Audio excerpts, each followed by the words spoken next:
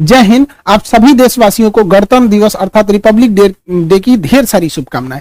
हम ये समझते हैं कि इंडिपेंडेंट डे, संविधान दिवस और रिपब्लिक डे सब में क्या अंतर होता है, इसको थोड़ा बारीकी से समझते हैं। और संविधान को 2 महीने लेट क्यों किया गया, बना के उसे लागू क्यों नहीं किया गया था, 2 महीने बाद क्यों लागू किया गया। देखिए, 15 अगस्त 1947 को हम आजाद हो गए, हम अंग्रेजों से आजाद हो गए। हालांकि उस समय भी हमारे ऊपर फ्रांस का कब्जा था और पुर्तगालियों का कब्जा था। तो वो लोग पुर्तगाली फाइनली 1961 में गए हैं, सब गोवा को आजाद करके, सबसे बाद में गोवा आजाद हुआ है। तो हम लोग तो आजाद हो गए थे, लेकिन बात यहाँ ये आती है कि आजाद हम अंग्रेजों से हो गए थे, लेकिन हमारे ऊपर किसी का शासन ही नहीं था। तो हमारे ऊपर कौन शासन करेगा, ये कोई डिसाइड नहीं था। इसलिए 15 अगस्त 1947 को हम आजाद हो गए थे, इसलिए उस दिन हम आजादी दिवस, इंडिपेंडेंट डे मनाते हैं। लेकिन हम लोग के ऊपर अंग्रेज कहे थे कि हम आपको फाइनली छोड़ के तभी जाएंगे जब आप संविधान बना लेंगे तब।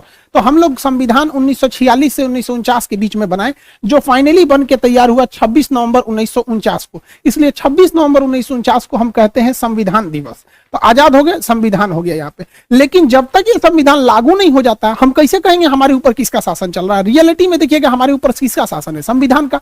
सुप्रीम कोर्ट, प्रधानमंत्री, राष्ट्रपति, नीचे से ऊपर तक सब संविधान के अधीन काम करते हैं। तो संविधान बन गया था लेकिन लागू ही नहीं हुआ था। इसे 2 महीना बाद लागू किया गया। 26 नवंबर 1949 से 2 महीना जोड़ेंगे तो वो 26 जनवरी 1950 हो जाएगा। जिस दिन संविधान लागू हुआ उस दिन हम लोग मनाते हैं रिपब्लिक डे। और रिपब्लिक डे का मतलब होता है भारत एक रिपब्लिक है, अर्थात यहाँ के राष्ट्रपति जो है वो खानदानी नहीं होंगे, वंशानुगत नहीं होंगे, बल्कि चुन के आएंगे। राष्ट्रपति और प्रधानमंत्री हम लोग के यहाँ चुन के आते हैं और इन्हीं लोग का हमारे ऊपर